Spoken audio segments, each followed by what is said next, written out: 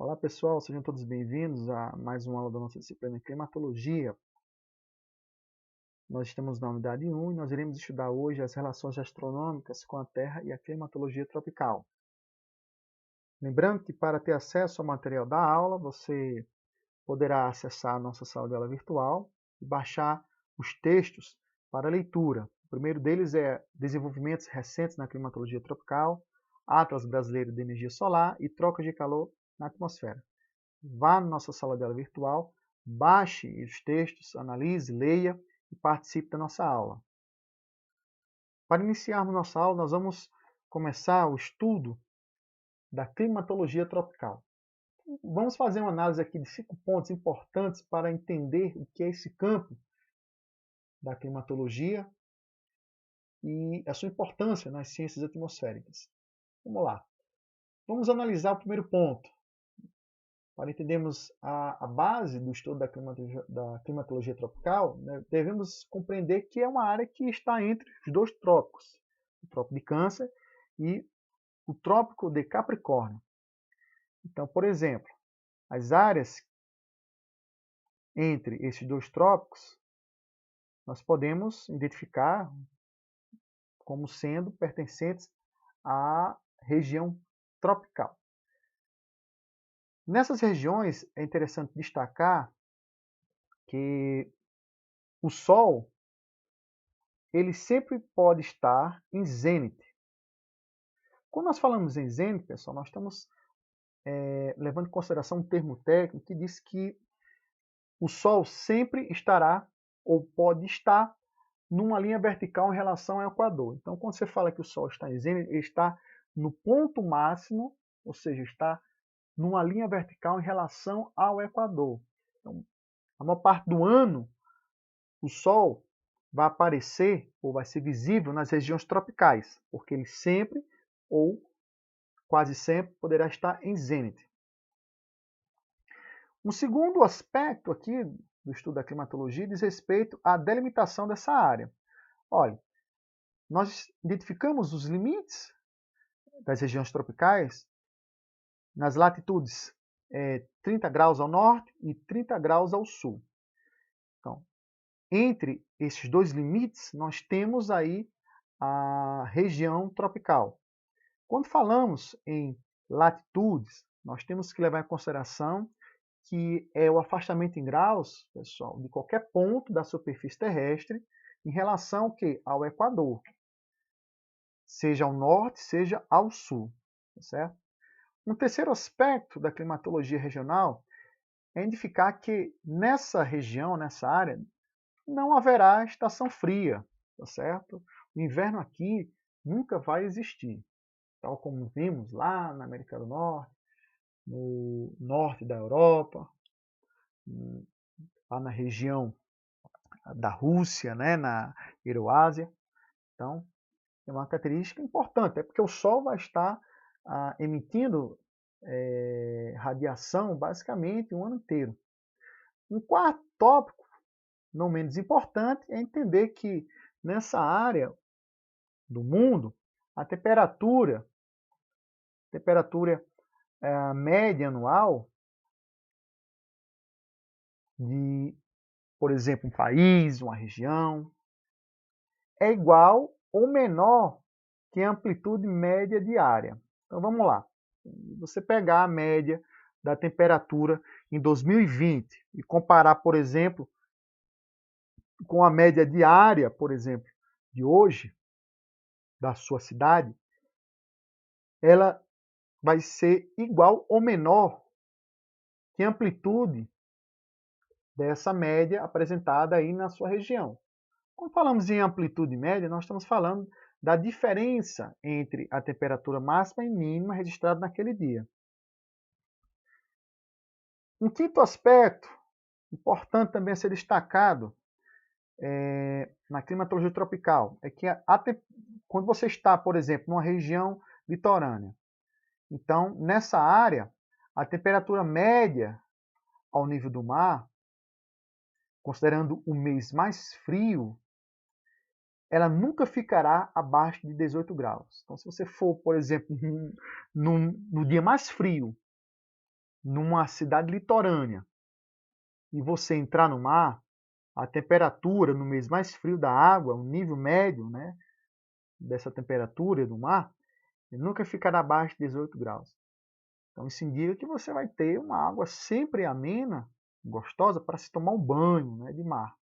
No caso, nem um banho de mar, é um banho de oceano, na verdade. Então, nós falamos em mar no sentido genérico. Essas 5 características básicas definem a base, no geral, do estudo da climatologia. Então, essa imagem aqui vai representar aqui o domínio climático tropical no planeta. Então, antes da gente fazer uma análise dessa imagem, é importante destacar, pessoal, ou como anteriormente falamos, que nessa área dos trópicos no mundo, os países, continentes, sempre terá, né, do ponto de vista climático, a ausência de uma estação fria e de uma amplitude térmica bastante padronizada. Temos 2 variáveis meteorológicas importantes para definir se você está nos trópicos sobre 2 influências ou sobre 2 domínios tropicais distintos. Então vamos lá. Quando você considera, por exemplo, a média de precipitação ou da umidade relativa, ou você vai estar num trópico úmido ou num trópico seco, certo? Então, no ponto de vista, né, de uma subdivisão da climatologia tropical, nós temos o tropical úmido e o tropical seco. Vamos lá, o que é que vai definir um trópico úmido do trópico seco? Vai ser a variável meteorológica precipitação ou índice pluviométrico. Então, quem quiser conhecer mais sobre essas variáveis meteorológicas, na primeira aula nós destacamos e falamos sobre essas variáveis, sobre a umidade relativa do ar, sobre a variável sobre precipitação, a variável pluviométrica. Então vamos lá. Se você tiver, por exemplo, uma região em que a média de precipitação anual seja maior que 600 milímetros, então você estará num trópico úmido. Então vamos fazer referência sempre à nossa região, não é isso? A região norte. Nossa região norte é caracterizada por uma região em que a média de precipitação é maior que 600 milímetros. Então, para você identificar o oposto, né, um trópico seco, você vai basicamente ter a referência oposta. Para você identificar, você terá que analisar uma região em que a média de precipitação anual seja inferior a 600 milímetros. Então temos aqui a região norte, como exemplo de trópico seco. Então são essas 2 subdivisões que nós destacamos, né, no domínio climático tropical. Então vamos lá. Observe aqui na imagem vários países e regiões sob a influência do domínio tropical. Temos aqui a América Central, maior parte aqui da porção norte do continente sul-americano, basicamente 90% do continente africano. Temos também aqui parte do sudeste asiático, nós temos aqui o norte da Austrália. Então são regiões, né, sob a influência dos trópicos. É importante destacar que essas regiões representam 40% da área total da superfície terrestre, certo? Aqui também tem algumas características que nós iremos pontuar que, para você entender, você tem que observar a questão climática, né? Então, vamos em um outro ponto importante. Quando nós falamos de região tropical, nós, como falamos, é a área em que existe a maior incidência de raio solar. Então, quando se leva em consideração aqui a linha do Equador, é a região do planeta onde recebe a maior quantidade de energia solar do mundo. Não coincidentemente, é a região que possui a maior biodiversidade do planeta. Então, energia é sinônimo de vida. Então, nós temos aqui a maior biodiversidade da fauna, flora, dentro só dessa faixazinha aqui. Então, quando você vai se afastando aqui do Equador para regiões polares, a densidade de vida ela vai diminuindo proporcionalmente. Isto porque nós sabemos que energia é vida, é dinâmica, é fotossíntese, é processos ecológicos dinâmicos. Então, tudo isso é importante quando nós falamos de climatologia tropical. É importante destacar também, do ponto de vista socioeconômico, que nessas regiões está concentrada a maior parte da população pobre do mundo.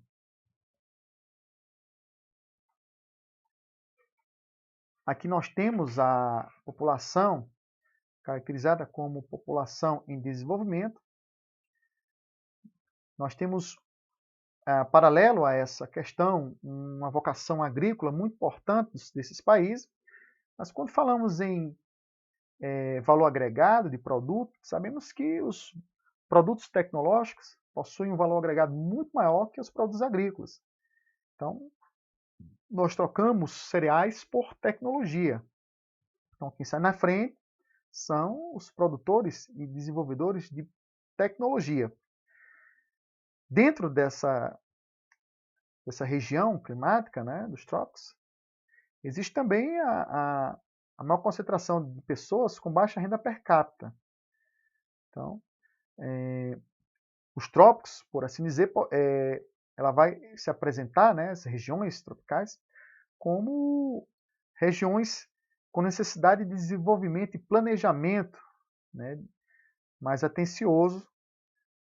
E o clima é um componente importantíssimo, nevrálgico, para o entendimento dessas realidades, tá certo? Uma vez que nós temos aí, do ponto de vista econômico, a vocação agrícola de vários países, como é o caso do Brasil. Se você observar, o Brasil é o celeiro de vários países. Nós somos o país que exporta mais laranja para a América do Norte. Nós temos a maior exportação de carne bovina, seja para o norte, seja para a Europa. Nós temos uma pauta de exportação importantíssima para a China. Nós somos o maior produtor de soja, né? Exportamos para a China, exportamos também para a Europa. Então, temos uma vocação agrícola fundamental, certo? Mas nós recebemos de outros países, quando nós vamos observar, né, nós trocamos cereais por tecnologia. Então, exportamos commodities e importamos tecnologia de outros países, seja da Europa, muito produto da China, do Japão, como produtos eletroeletrônicos, produtos, né, ou tecnologias da indústria automobilística. Então, somos um país ainda, do ponto de vista econômico, em desvantagem, tá certo? Mas, do ponto de vista agroexportador, somos uma potência. Isso aí é importante destacar, certo? Isso aí, a climatologia é fundamental para explicar nossa vocação, porque até a carne bovina produzida por nós tem um sabor diferenciado, porque o gado, por exemplo, na região aqui, Mato Grosso do Sul, ele é produzido e criado em condições ideais de umidade, de clima, do ponto de vista, né, da maior parte do tempo temos sol, a carne fica mais saborosa, a vegetação dessa região também, que é específica, né, de uma influência climática, também vai ser determinante para a qualidade desse produto, né? Então, isso aí é um fator sempre relacionado aos trópicos, à influência climática dos trópicos. Então, comparada com outras áreas temperadas e zonas polares, certo? Quando nós observamos aqui a nossa região, nós estamos em plena vantagem, certo? As regiões polares, Polo Norte e Polo Sul, certo? Então, temos aqui uma cobertura de dados que evidencia que nós temos uma vantagem estratégica muito importante, basta utilizarmos, certo? Do ponto de vista de dados meteorológicos, vamos lá.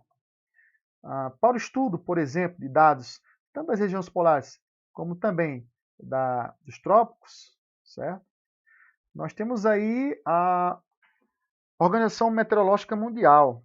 Em dezembro de 1951, foi criado a OMM, que é um órgão das Nações Unidas, para estudar os dados meteorológicos, tanto das regiões tropicais quanto polares. Então, a ideia desse órgão da ONU é ajudar aí na cooperação, no estabelecimento de redes de estação meteorológica, promover o desenvolvimento, né, de serviços meteorológicos para entender, por exemplo, a dinâmica desses sistemas atmosféricos e promover esse intercâmbio de informação, tá? Para basicamente ser utilizado, por exemplo, numa climatologia aplicada, por exemplo, os negócios. Aqui você tem uma pauta exportadora muito importante, pautada e sendo subsidiada por dados climáticos, né? Quando você vai, por exemplo, observar as previsões para a safra de algum produto, você tem que necessariamente levar em consideração os aspectos climáticos. Então, a importância, né, de fazer essa intercambiação aí de dados meteorológicos, tá? Porque todo mundo, hoje como nós temos uma economia globalizada, interconectada, a Bolsa de Valores, por exemplo, lá em Nova York, ela está fazendo a cotação da soja aqui, está sendo produzida no Brasil. Então, para isso, ela tem que ser, para o mercado estar aquecido, né, desse produto, tem que ter dados científicos importantes para dizer que próximo ano a safra vai ser boa. Nós vamos ser recordes, né, de produção de commodities. Então, isso aí vai favorecer o mercado de ações desses produtos ao redor do mundo. Então, os dados meteorológicos, né, os dados científicos, técnicos, são muito importantes para a economia mundial. Então, uma ajuda também tecnológica para monitoramento dessa área são os satélites meteorológicos. Então, os satélites meteorológicos, ele aprimorou a rede de observação dessas regiões, e onde diariamente é mapeado e apresentado, por exemplo, modelos sinópticos de cartas sinópticas tropicais. Então, isso aí vai ser fundamental para o desenvolvimento dos países. A previsão meteorológica, seja a médio a curto prazo, certo? Sempre utilizando, obviamente, os princípios matemáticos, físicos e os métodos, né, de coletagem desses dados, que basicamente é feito pelas estações meteorológicas. E a partir daí nós temos um compartilhamento desses dados num sistema global de telecomunicações e que hoje pode ser transmitido rapidamente os dados meteorológicos através, né, de análise, previsões, alertas do tempo. Você vai na sua TV, hoje o tempo vai ser chuvoso, não saia de casa, hoje está com risco de inundação. Então, basicamente, essas informações são resgatadas, basicamente em tempo real, de satélites e também compartilhado em redes de TV, internet. Então, temos um sistema de monitoramento global das regiões tropicais sobre a influência, né, desses sistemas meteorológicos. Vamos entrar aqui numa segunda parte da nossa aula, onde você vai abrir aí o material sobre Atlas de energia solar. E nós vamos compreender a influência dos eventos ou fenômenos astronômicos nas estações, ou o desenvolvimento de regiões climáticas do nosso planeta. Então, o que vai explicar a incidência de raio solar na superfície terrestre vai ser justamente esses fenômenos astronômicos, certo? E que o avanço das ciências climáticas proporcionou o entendimento da influência, por exemplo, da órbita da Terra sobre o Sol e como isso vai determinar a diferenciação, por exemplo, de climas e classificações de regiões, certo? Climáticas ao redor do planeta. Então vamos a algumas análises pontuais desses fenômenos meteorológicos e astronômicos. Antes de observarmos, né, as estações, as diferentes estações do ano, como também as regiões climáticas, nós temos que entender a relação astronômica entre o Sol e a Terra. Então, como nós sabemos, o Sol se desloca no espaço em direção ao ponto da esfera celeste. Então, observa aqui essa situação. É observar também que a Terra, em relação ao Sol, ela desenvolve um movimento, chamado de movimento de translação. Esse movimento, você tem que considerar o Sol imóvel, certo? A princípio, o Sol imóvel ocupando um dos focos da elipse dessa trajetória. E a Terra em seu movimento em torno do Sol, que vai determinar diferentes situações. Primeiramente, nós observamos que nessa relação, nós temos aí uma diferença de posição ou de distância em quilômetros numa relação Terra-Sol. Então, ao longo do ano, quando nós falamos em torno de um valor médio, nós temos aí um valor médio aí de 149 milhões de quilômetros quadrados, aliás, de quilômetros quadrados, não, de quilômetros de distância em relação do Sol e a Terra, mas durante o ano, a distância vai ter uma variação, certo? Então, a trajetória da Terra, esse movimento em torno do Sol, ela vai ter algumas diferenciações, né? Estamos falando de uma elipse. Então, a Terra passa pelo periélio do Sol, né, em 3 de janeiro. Então, isso aí vai determinar uma posição relativa, considerando toda essa distância, né, em quilômetros. Então, vamos lá. Quando nós falamos dessa distância, nós estamos nos referindo basicamente ao que nós chamamos de movimento de rotação. Esse movimento de rotação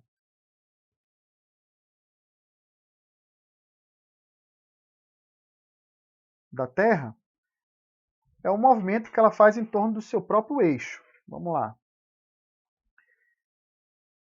Isso tem uma duração média de 24 horas. Então, por exemplo, quando você vê aqui, vou dar mais um zoom aqui para a gente dar uma... Então, por exemplo, você vê uma parte do planeta Terra sendo iluminada pelo Sol. Isso é óbvio que o lado oposto está sendo o quê? Está sendo coberto por uma sombra. Isso significa que quando for dia, certo? No hemisfério, no outro aqui, ó, obviamente, será noite. Então, por exemplo, aqui no Brasil, nesse exato momento, está noite, né? Nós podemos ver aqui as luzes das cidades. No entanto, do outro lado, lá no Japão, nós teremos o quê? já o dia amanhecendo. Tudo isso em relação ao movimento da Terra em torno de seu próprio eixo. Só que a distância e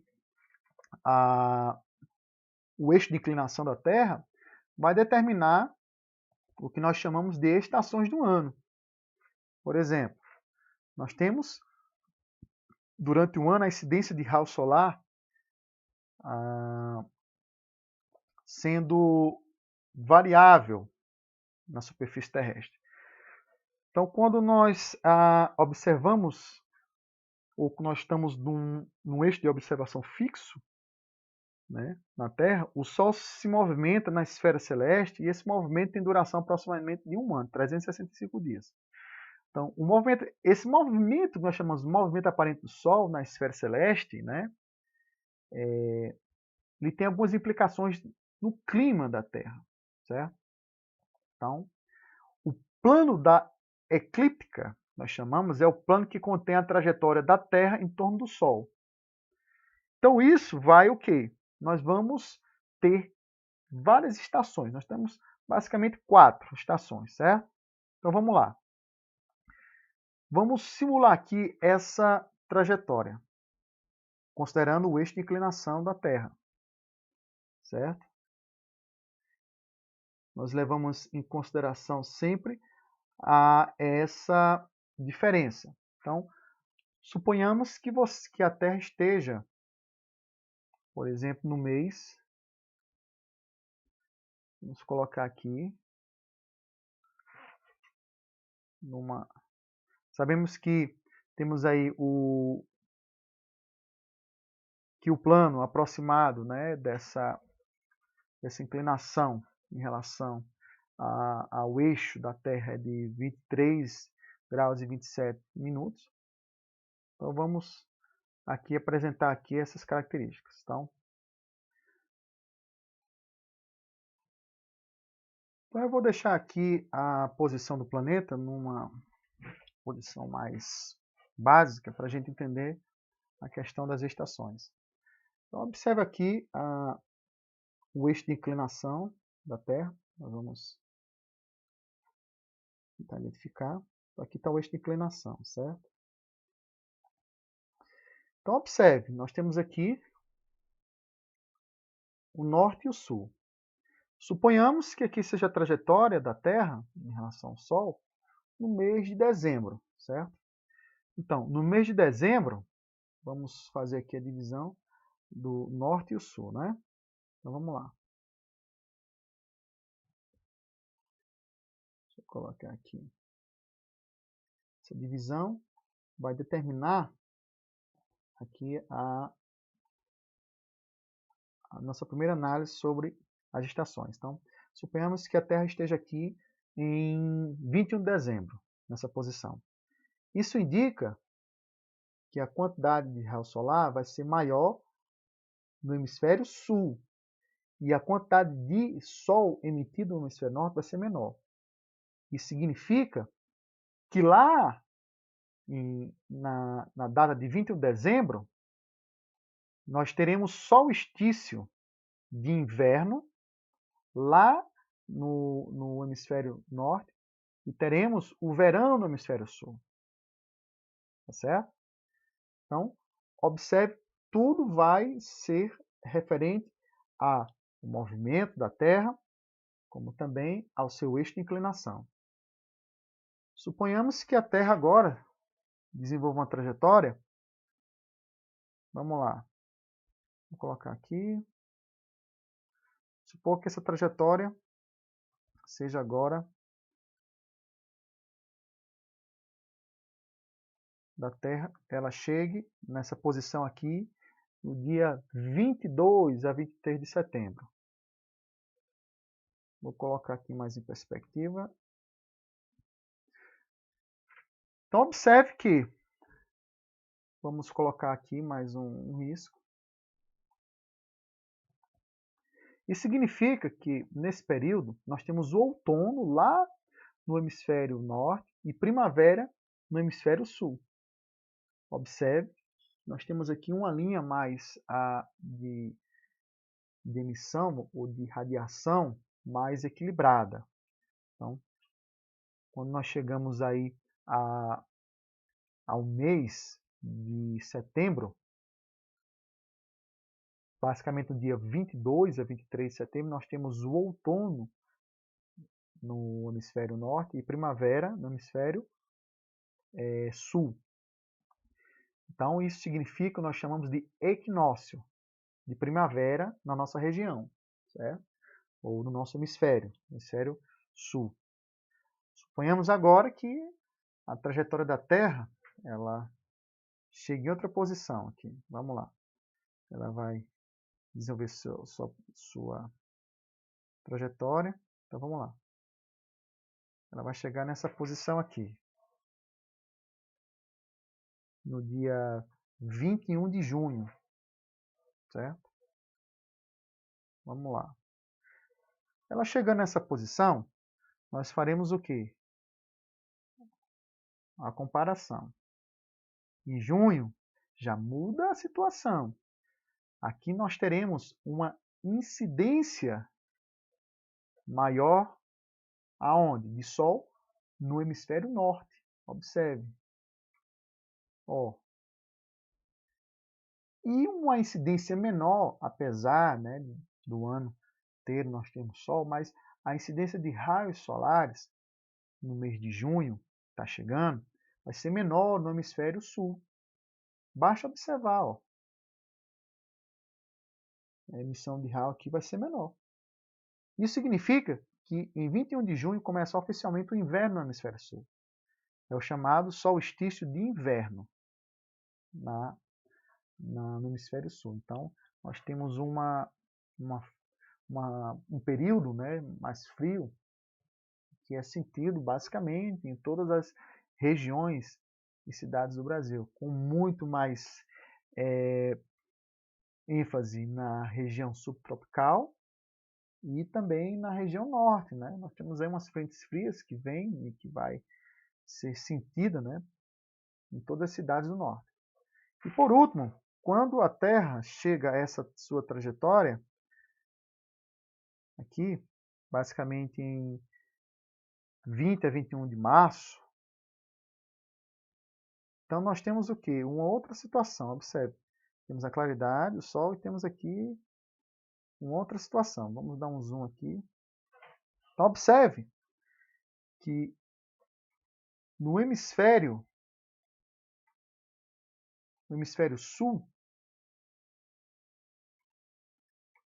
nós teremos o outono. Aí já muda.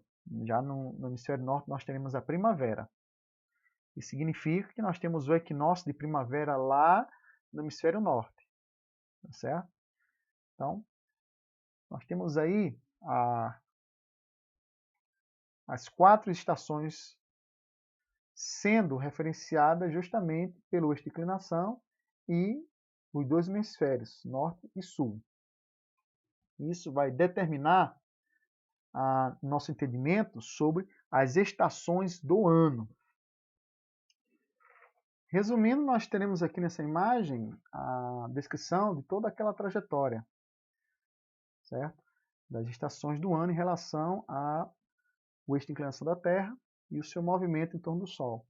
Então, resumindo, nós temos aqui a geometria da relação Sol e Terra e como ela vai determinar as estações do ano. Então, o posicionamento, observe que o posicionamento do Sol em relação ao Sol, o seu posicionamento sempre vai ser em relação às linhas dos trópicos. Então, nós temos aqui as 2 linhas do trópico sendo referenciadas. Trópico Câncer, Capricórnio, certo? Olha só. Então, quando observamos aqui, ó, tá? E são os trópicos, certo? Então, a incidência de raio solar sempre vai atingir com mais força as regiões tropicais.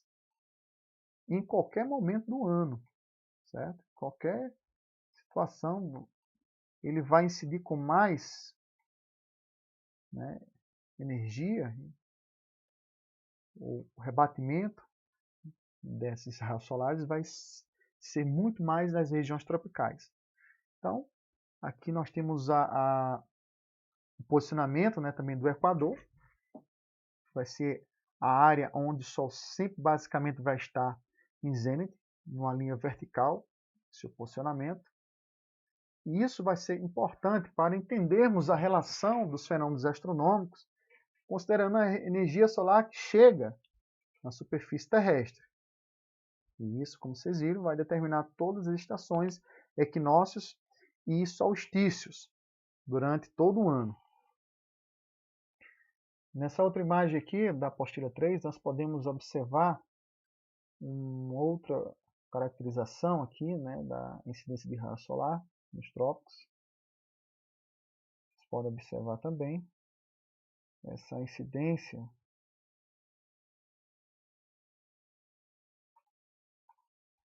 considerando sempre os trópicos.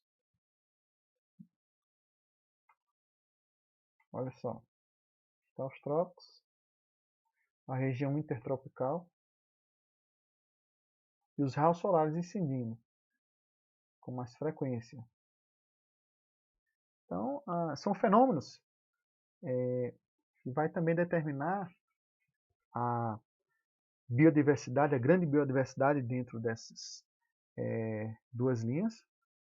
Então, a climatologia tropical, ela sempre vai ser caracterizada por uma relação entre Sol e eventos astronômicos, diz respeito, né, a esse movimento aparente do Sol em torno da Terra, o movimento de translação da Terra entre o Sol. E para finalizarmos, vamos compreender um pouco sobre a radiação terrestre. Essa imagem aqui, vocês vão poder observar graficamente como é essa relação. Temos aqui a caracterização da atmosfera, né, nessa parte aqui que envolve o planeta, essa linha branca. Então, a atmosfera, essa camada de gases, ela é responsável por filtrar, certo, os primeiros raios de sol, a primeira radiação que chega ao planeta. Então, vamos lá. O que a atmosfera faz? Ela vai filtrar e processar essa primeira energia. Então, cerca de 70% da radiação solar atravessa a atmosfera é absorvida pela sua superfície, certo? Então, 70%. Imagine só, né? O Sol já é de rachar na nossa cabeça. Imagine se fosse 30%. 70% dessa radiação chegasse no nosso corpo, nas plantas e na superfície terrestre, tudo iria morrer. Então, observa a importância da atmosfera para a vida no planeta. Outra situação, a superfície terrestre absorve a maior parte da radiação infravermelha, que chega depois desse filtro, né, depois desse processamento da atmosfera. E ela eleva a sua temperatura. Então, por exemplo, ao absorver essa energia, a superfície terrestre ela acaba por aumentar essa temperatura desse raio que chega sobre ela. Então, a superfície também da Terra ela vai emitir radiação, certo? Essa emissão de radiação infravermelha emitida pela superfície, parte dela vai atravessar novamente a atmosfera e se perde no espaço, certo? É como se fosse um efeito de refração aí, de recosteamento dessa radiação que chega na superfície.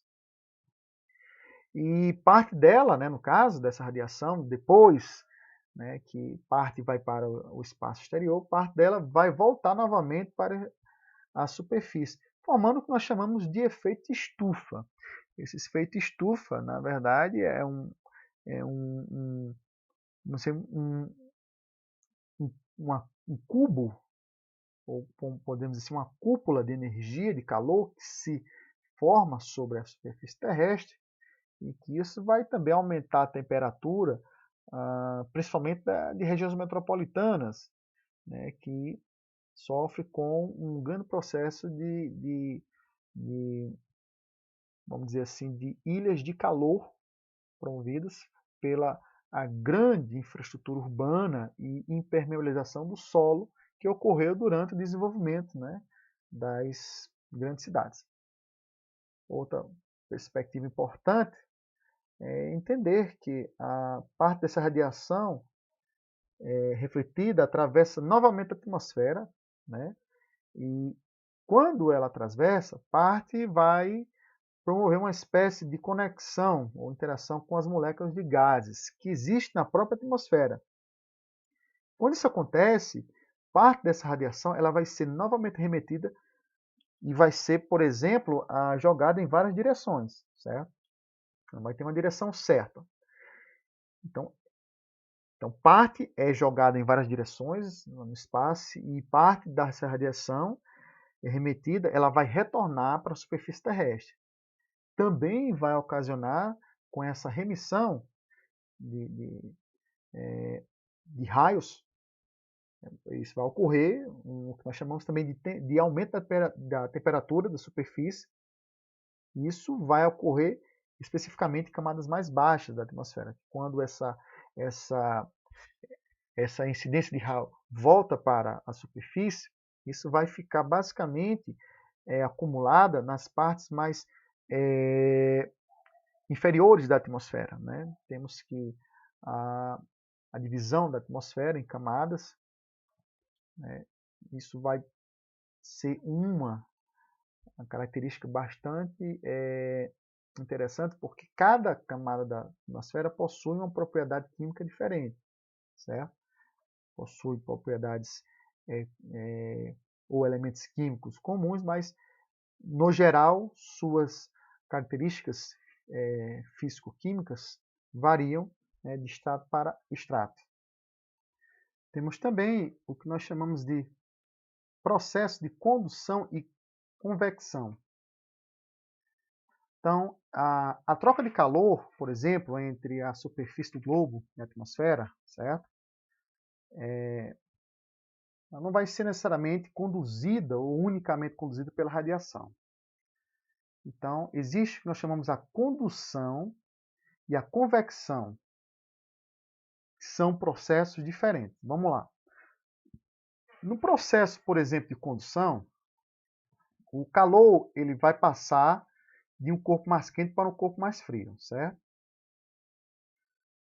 Então, os choques moleculares das moléculas, né, que vão ser, de certa forma, desenvolvidos quando essas moléculas rápidas, mais quentes, né, golpeiam as mais frias, quando existe essa troca de calor, quando passa, né, o calor de um corpo mais quente para frio. Então, quando elas golpeiam as mais frias, essas moléculas, elas resultam numa aceleração dessas últimas, ou seja, das moléculas mais frias. Então, o que vai acontecer? Isso nós vamos observar o fenômeno da condução, certo? Então, os gases da atmosfera, eles são gases ou são substâncias que, do ponto de vista da propagação do calor, né, da condução do calor, eles são considerados como maus condutores. Então, essa condução com o meio, vamos dizer, de troca de calor, ela vai determinar o quê? Que dentro desse processo, as camadas, vamos dizer assim, atmosféricas mais frias, ou as camadas de ar, que estão em contato direto com a superfície do globo, elas desenvolvam um processo de condução assim, mais lenta desse calor. Então, quando nós observamos esses processos, nós identificamos o que nós chamamos, né, de processo de convecção. Vamos analisar um pouco mais sobre esse processo aqui. Então, por exemplo, essa figura 9 aqui. Vai mostrar aqui a propagação do calor na atmosfera por convecção. Antes de analisarmos essa imagem, é também importante destacar que a convecção é um dos principais meios ou fenômenos de transferência de calor e transferência de massa. Então, assim, quando nós observamos esse processo, esse sistema, nós temos que o ar quente que se eleva e o ar frio que desce. Observa aqui na imagem isso acontecendo, certo? Observe os ventos convergentes aqui e a divergência desse ar. Então, o que acontece? O ar quente se eleva e o ar frio desce. Isso vai promover o que nós chamamos de correntes de convecção, ou células também de convecção. Então, temos aqui um ciclo que vai sendo formado de transporte de calor e deslocando, né, esse calor em várias altitudes. Então, você vai ter células de calor na medida em que você vai observando essa passagem, né, de massas de ar quente e golpeando as massas de ar fria. Então, a atmosfera, como sendo, né, o principal, vamos dizer assim, elemento de turbulência térmico que nós temos, então, o principal esse sistema de convecção livre que nós podemos observar. Então, nesse tipo de turbulência, né, nós temos aí a capacidade de realizar a mistura dessas propriedades, né, como a temperatura potencial, como também vapor de água, a questão do movimento linear, certo? Então, temos aí o que nós chamamos também, durante esse processo de convecção, um fenômeno que transcorre, né, que é, vamos dizer assim, consequência desse movimento de convecção, que é a inversão térmica. Então, essa inversão térmica também é um derivado desses processos de convecção, né, de correntes, de trocas de calor, que são feitos, né, a partir da atmosfera terrestre. Chegamos no balanço energético. Então, temos aqui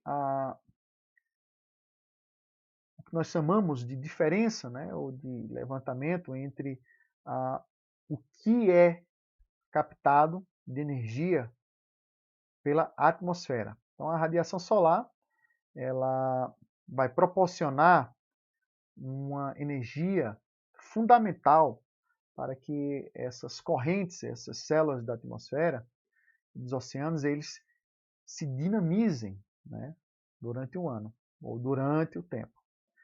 Então, quando nós falamos em balanço energético, nós temos que entender que a radiação ela nunca se perde.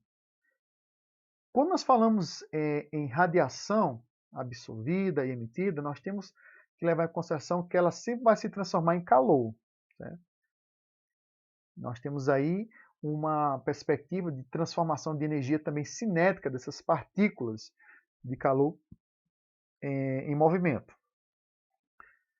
Então, a energia, na verdade, ela sempre está num ciclo de transformação.